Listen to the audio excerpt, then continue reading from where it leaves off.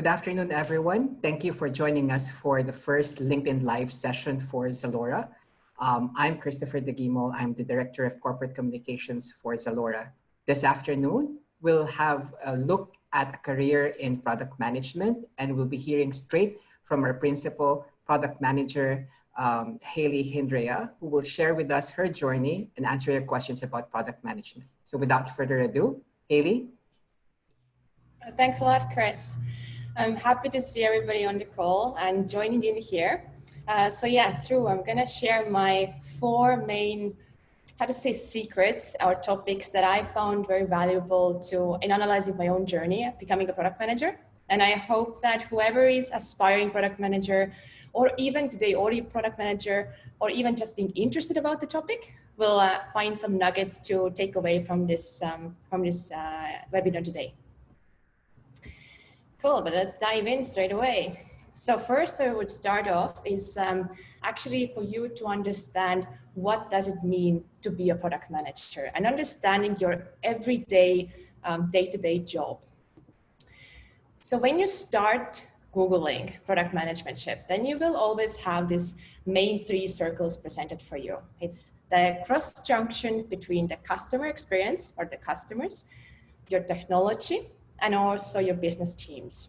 However, that's a very simplified model, right? So it doesn't really tell you, so how does your day look like? What does it mean? What kind of decision I should be making throughout my days and weeks? So when I was looking around, and I found a very good representation and a survey that was made from McKinsey.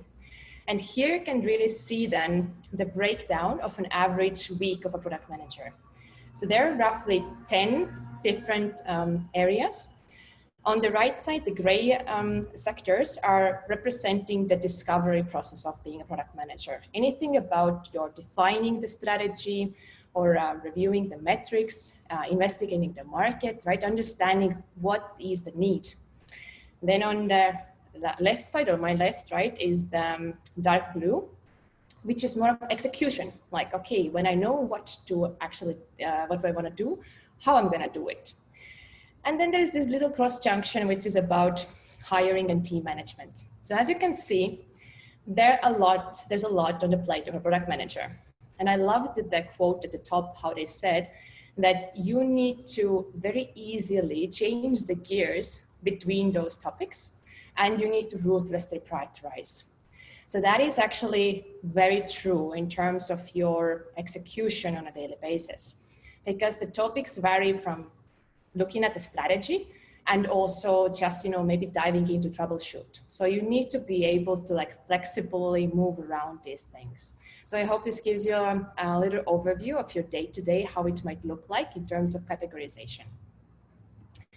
And then here, I'd love to share also the SpongeBob's truth, right?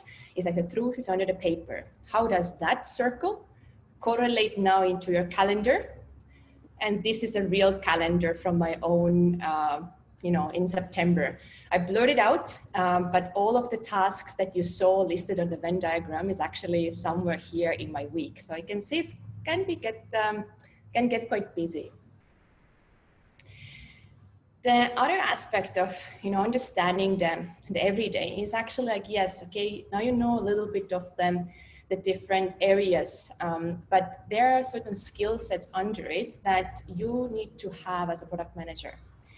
And these skills is very wide.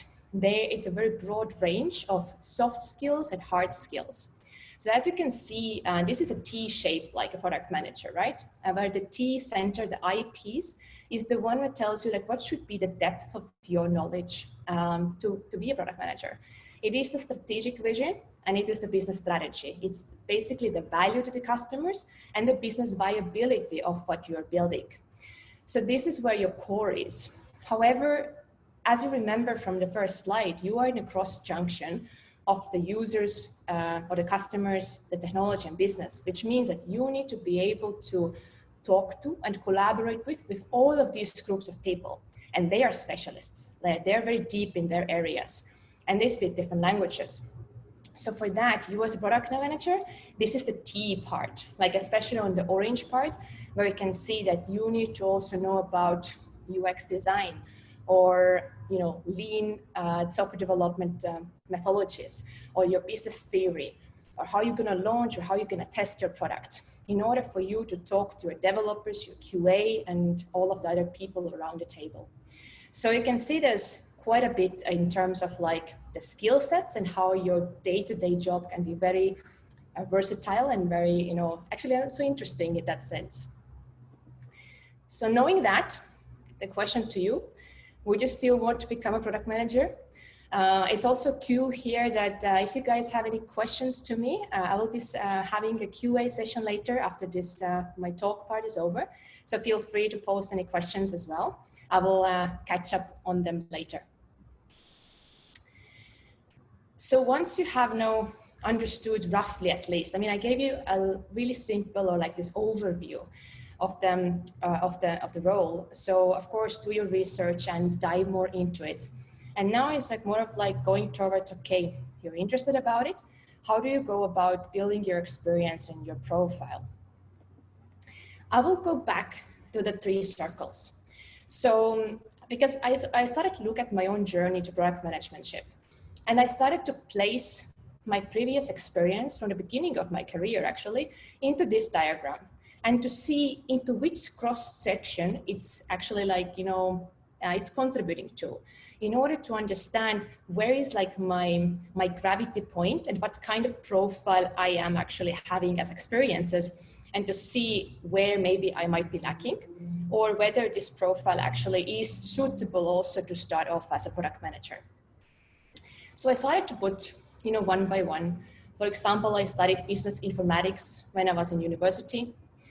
I was holding a position as a quality assurance or QA, and I placed the bubbles as well, like in terms of like where roughly they are. Like QA is between the technology and the user experience, and my studies are more between business and technology. I guess you can, get the point here.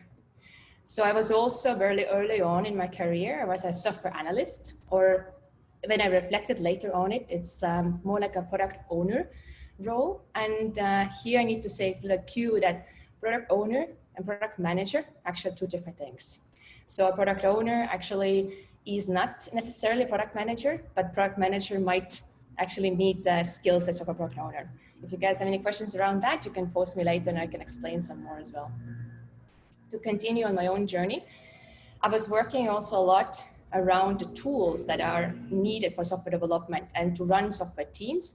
For example, the industry standard here is to use Jira, which is a tool from Atlassian, who is an Australian company. And I was one of the specialists on selling that particular product to other companies and helping them with their practices and their methodologies and processes in the company. Through that, I learned agile practices, which is agile software development methodologies, and how to go about team structure, how to deliver software in a very good and healthy manner as well. And then I deviated a little bit on my experience. And that's the moment when I moved to Malaysia, actually. My first role here was operations excellence, still around processes, but it was more of optimizing business processes. I was in customer support for a while. And then actually when I look at it, all the black circles now are my real experiences. And you can see that I was gravitating very heavily towards like technology and the software building. And I was a little bit lacking in terms of like user experiences, business exposure. So in order to overcome that over the years, then I had self-learning to be done. I attended, for example, a human-computer interaction course, 8 weeks in Stanford online. And this one was really going through a course which has a practical outcome. So I was really conducting customer interviews for my product and my prototype. So getting this hands-on experience there. And from the business side, as to say, I was just, learning about business plans, strategies, marketing, and trying to fill that gap as well. So after 7 years, collecting those horizontal, if you remember on the T-shape, right, the horizontal experiences, then I became a PM or product manager in 2018. However, I must say that not everybody needs to actually take 7 years to get there. You definitely can do it faster. this has been just, my journey and how I reflect back on it as well. And now I want to tell you like 3 main characteristics that a person who wants to be a product manager actually really needs to possess. And when I am hiring people for my product team, then there is the same characteristics that I look for. I want to see that the person, for example, is resourceful. Because as a product manager, when you are storming your troops, towards the next release or the version of the product going live, maybe you work through 3 months on it, then you have a lot of challenges there. And you're gonna get like so-called hits, right? Or like things happen and surprise you. So being resourceful and problem solving is one of the key factors where you can navigate these things around and can find better solutions and how to step forward. And really like thinking analytically on this as well. But now the last phase, what I find is like, I like to have this metaphor here that as a sambal sauce to your nasi lemak here in Malaysia is actually one thing for product managers, and this one is grit. I feel that this is one trait that as a product manager, you really need to have this fire in you that despite the challenges, despite the complex decisions that need to be made, because these decisions are not easy. They are not like black and white, just pros and cons. And then, you always have these aspects of, is it technically feasible to do? Is it business-wise viable? Does the customer use it? Does they like it? Can they understand it? And then sometimes you really have decisions to be made that which one is the best route, right? And everybody's looking at you as a product manager, of course, to get guidance on. And sometimes you also make maybe not so favorable decisions, or you just made the wrong one, the result didn't work. And in order to keep on going, you need to always have this grit, firing in you to keep on moving.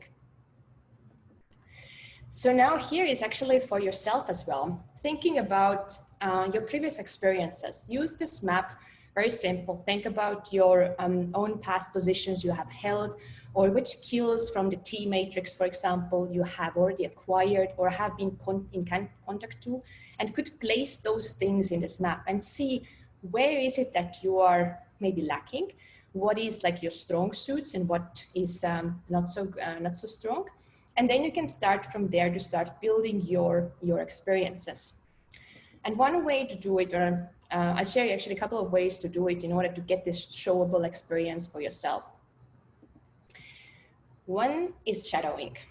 If you're in a company already, somewhere close to engineering team or product team, or you're like but you're, for example, on the business side, you can always go and shadow people for maybe even a couple of meetings or for 1 week, and really ask the questions and see how these people think, what kind of challenges do they have, and kind of maybe even get a small task to help them out so you can get the experience. And then you can, know more about it as you're also journeying into your product manager role. As I shared already, self-learning is also a very good option. But however, here I would say that use a self-learning that has an actual tangible outcome, that you will go out there, you will interact with people, or right now in the COVID situation, maybe you cannot go out, but you can do it online. And really like build a prototype. Like think about a problem that you have had in your own life or in your everyday that you would like to solve, and then create the product out of it, or like at least on a paper or in wireframes. And then show it to your friends, right? Get some feedback. So just reading and just watching videos can be very inspirable. But the moment you need to start actually solving something, then it's the true learning where it comes about. And then you can use this later in your portfolio when you're also applying for the roles. And the last one is a little bit similar to the first in terms of like shadowing, but actually it's like interning or actually working in those roles. So as you saw from my previous map of experiences, I did that. I actually worked in those roles, which means that I spent at least 6 months to 1 year, or even sometimes longer in those positions.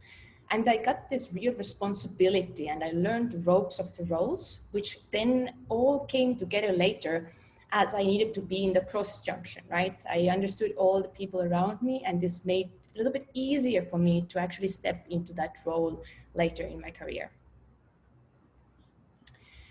And then about applying to the role.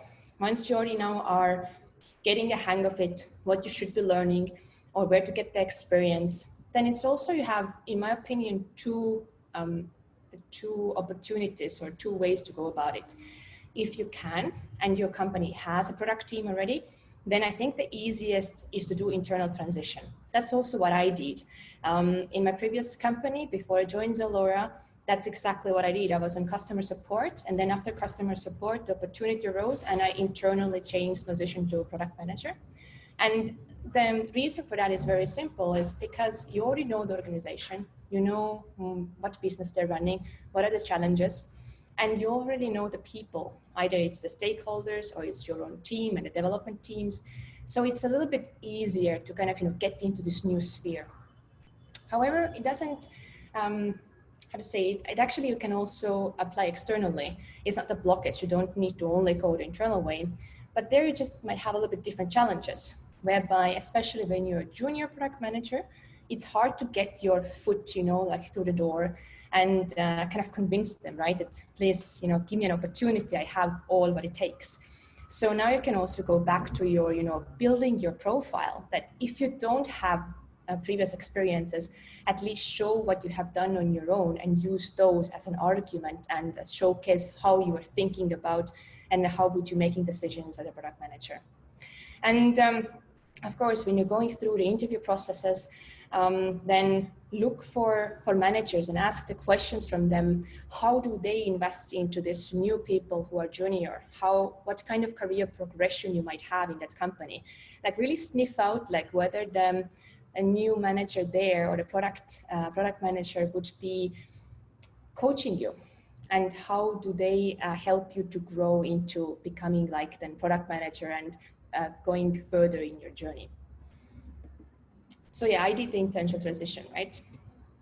So that's like the summary of my second secret of really, going about your experiences. But now we already a little bit touched base upon it in terms of the applying process, right? Like either internally or externally. And now it's like the mindset of like, okay, you need to, in a sense, sell yourself, right?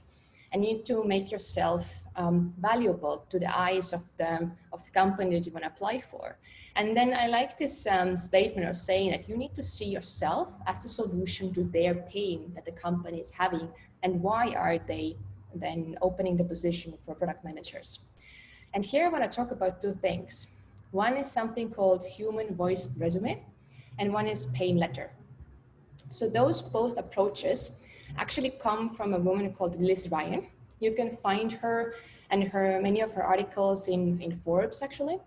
And when I was applying my previous position, but also to ZALORA, both of these positions I wanted and I got it, right? And I used actually this methodology of human voiced resume. And I used, when I created my first human voiced resume, I literally just took the article and I followed the article's advice. So I didn't have any examples. I just kind of went at it as with my own creativity. And what is a human voiced resume? As a hiring manager right now as well, I see a lot of resumes. And many of them, to be honest, they're in quite a sad condition, whereby they have a lot of these jargon words, right? Like highlighted here as well, saying that, I am result-oriented professional with bottom line orientation. It doesn't say anything about what did you do actually in the company, what did you achieve, how did you contribute?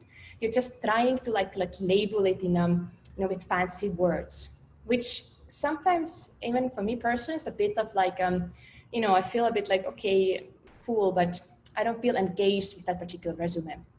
So Liz Ryan proposes another approach, and you can see the example below, and saying that, hey, use the voice, how you would be speaking to somebody about what you do.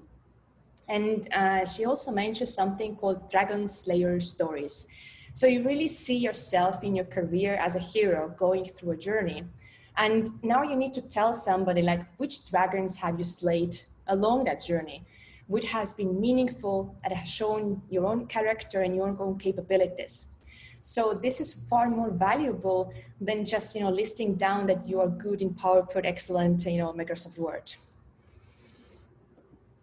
I have created my own human-based resume. This particular one was the one that I used to also get hired in ZALORA. Feel free to check it out. Actually, I have all of these sections also part of my LinkedIn profile. So if somebody wants to just see an example, how did I approach it? Feel free to steal. This is not something that I hold on to, and I'm happy to share it if somebody finds value in it as well. So this is about the resume. So now it's also about the pain letter. Pain letter is a substitute for cover letter.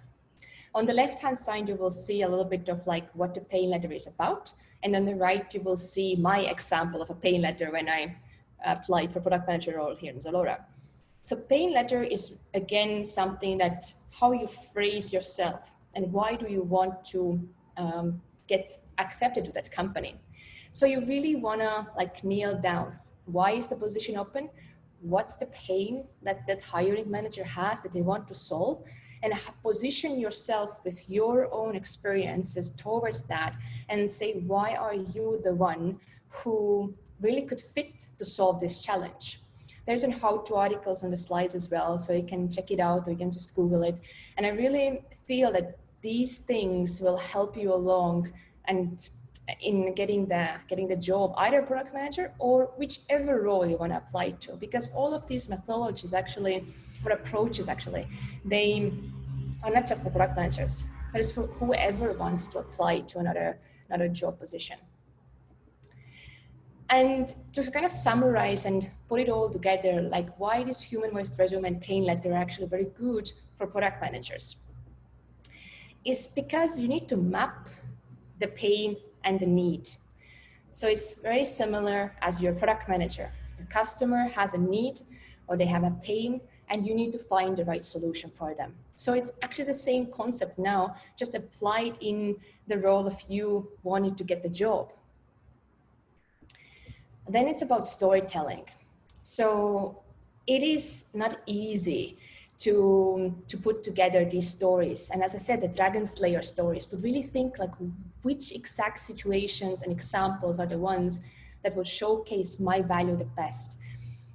But once you start, learning and really putting your effort there, how to tell those stories, then actually in your PM career, as I call it, I like to call it like storming the troops, right? Meaning like engaging them and explaining them the vision where you want to go and why do you want to go there. There's a lot of storytelling involved and the way you interact with other people and get them to actually to follow you. So this is a good practice to do the same for your own resume as well. And the last piece is while you do it and go through it, then you will know your own value better. Because very often we go through our careers, maybe we think about like, okay, I did these tasks or these activities in my role, but it's not actually about the activities you did. I wouldn't want to know that, oh, you were, creating documents in Word. I want to know what was the value of it and how did it help the company?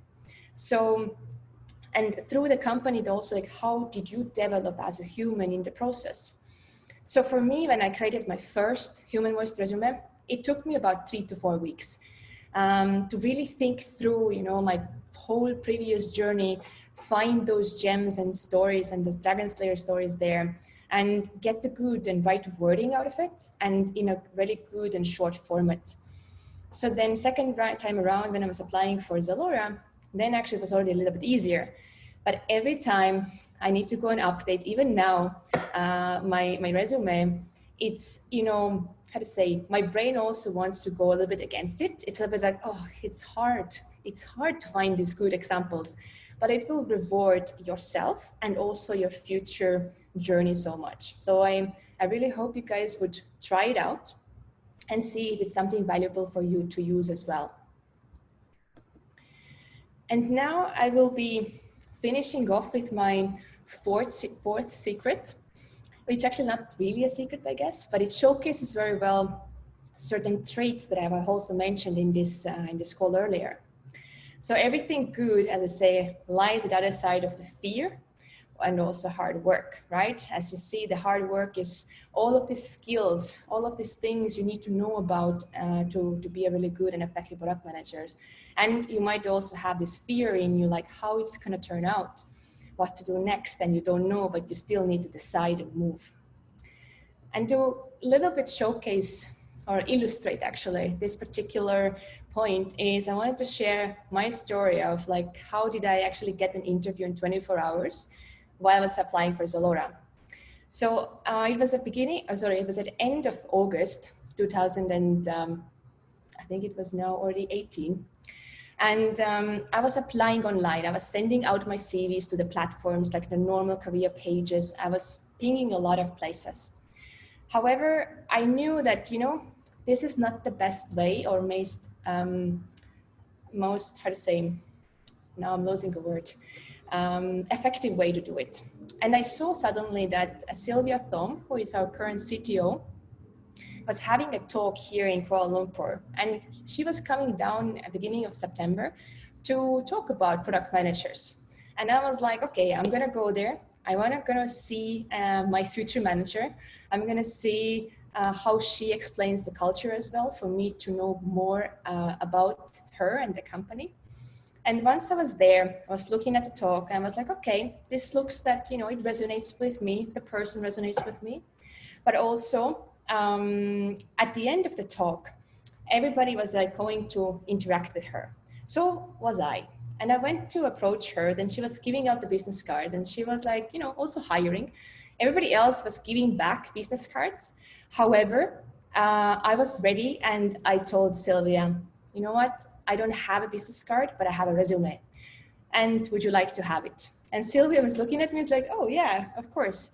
So I took out my human waste resume, I passed it to her. And after the talk, we just connected. Next day, I went to the office, had an interview, and the rest of it is history. So it was really showcasing, right? It's not comfortable to go and to approach somebody, you know, like that in live event. But the good thing, as I said, is the other side of the fear. So really getting over it and just going to it, putting yourself out there, even if you're a new product manager, right? People actually are there and willing to help you and show you the way if you are eager to learn and you showcase that actually you will stand up and, you know, go for it. So yeah, that is my story and my 4 secrets. You can find me easily in LinkedIn as well. And let me see now about the questions. They are coming in already, so let me read through them as well. So one of the questions is, are there any benefits as an MBA holder if applying for a manager position, even if their current position is not related at all? I imagine this is asking for product manager role. An MBA holder. I wouldn't say that that a degree is something that will, how to say, define whether you would be good in a product manager or not. It is definitely a good business background. If you think about those 3 bubbles that I showed, right, it's really filling this business bubble. But being a product manager also has these other components in it, like learning about and researching the users, the market, understanding the technologies and capabilities. I would say it benefits, definitely, but depends also what else is there. Like only having MBA and wanting to become a product manager, you would be starting basically from a junior product manager role because you don't have the other context or other skills yet. There is one more question here. How did you stay productive during MCO? Oh, that's interesting. You saw my calendar, right? I was quite productive. For me, it's finding my own pace on the day and also making breaks, to be honest. Because there were times when I was just, you know, sitting at my computer for many long hours, not even properly like kind of, you know, making time to eat or to break away. And then I really saw that the productivity started to go down, my mood started to go down, and I felt, you know, like, you know, also then a little bit bad about it because, you know, I'm not producing so much and wondering why is it so, when in reality, my mind was like in this so-called like mind fatigue. it was already like overworking. So I started to make breaks like more frequently. Like I break for the lunch. Maybe I'll just, go away totally from the computer, just, eat my food. Sometimes go for a quick swim because our condominium has a pool here. So even for 15 minutes, you just go have your small break, you come back and you feel already refreshed. You go for a walk and then you do it every couple of hours, like smaller breaks. This helps to reset your mind and this helped me to be also more productive. So these are there is some more, let me see. What do you find most challenging when performing your day-to-day task? Wishing to be part of the ZALORA team. That's nice to hear. Challenging, I must say it's the slide where I showed you ruthlessly to prioritize. Because as people, of course, you want to help your teammates and your business stakeholders and everybody around you. However, when you are a product manager and everybody wants or needs something from you, then you cannot humanly, help everybody or attend to everybody. So I have had weeks, probably the 7th of September week was one of them, where I just look at my calendar and I ask myself, okay, are these meetings necessary? Can they be replaced with communication in somewhere like an email? Because you don't always need to come together as a group of people to decide something, but you can also do it like in other methodologies. What I else do is like, I try to combine my meetings, like for example, that I clear out half a day and then I will have meetings so that I have my space, not space basically, but my mind time. So these are sometimes challenging days when you have a lot of things moving at the same time, which is like a normal day for a product manager. So you have your release going, you have some bug coming up, you have strategy meeting, you have quarterly planning, you have hiring, right? And then you're like, okay, so which things will you attend to? And one of the strategies here that I actually use is I don't allow myself to think too far. I have learned under the coaching of my own manager from Sylvia as well, is that just next step. What is next that is needed to be done in every of those categories? You don't need to think like all of the things, because then in mind it will blow up and it's gonna be like just too big in your head, and then you will rather stop doing what you're doing than progressing with smaller steps. So there's a lot of this mind work going on there. So let me see if there's some other questions here. Do you have any advice for fresh graduate with engineering background for role in ZALORA? Yes, we do. Please, you can see we have internships, I think, open also in the websites. We're also hiring for software engineers. However, these are probably a little bit more higher grades than fresh graduates. But we have, internships potentially. And if you're interested maybe in product managementship, we also have a couple of positions for interning from product managementship, where you can really start to, learn a little bit more about it before you can come to a junior position as well. And there is one more.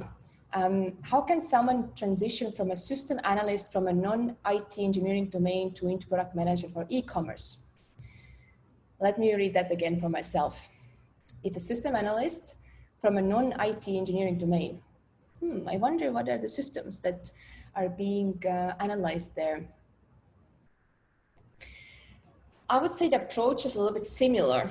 Like I have spoken before, you need to look at what is the domain that you then are working in.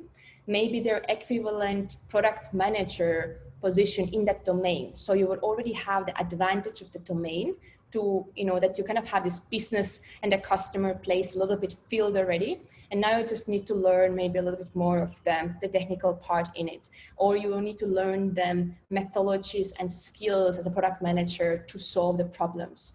So I would say, not only I, but actually many other people have said, the road to product managementship is never straight. Everybody has their journey. I shared mine where, different positions were there. Even if the starting point, you didn't have an IT background, we have very strong product managers, for example, in ZALORA, who came from marketing teams.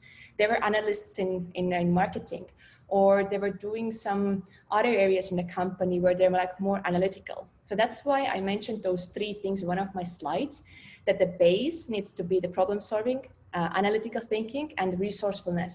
Then you can work your skill from there and find your experiences to become a product manager as well. Cool. I think that's the end of the line of the questions, as I can see so far. This video recording actually from today's session is going to be also available later. So we're going to share that. Then you can also go back to one of any of the slides if you missed, or you can see the keywords to also search for. And yeah, I'm happy to close off here and say thank you to everybody who joined. Chris, back to you. Is there anything you want to say for closure?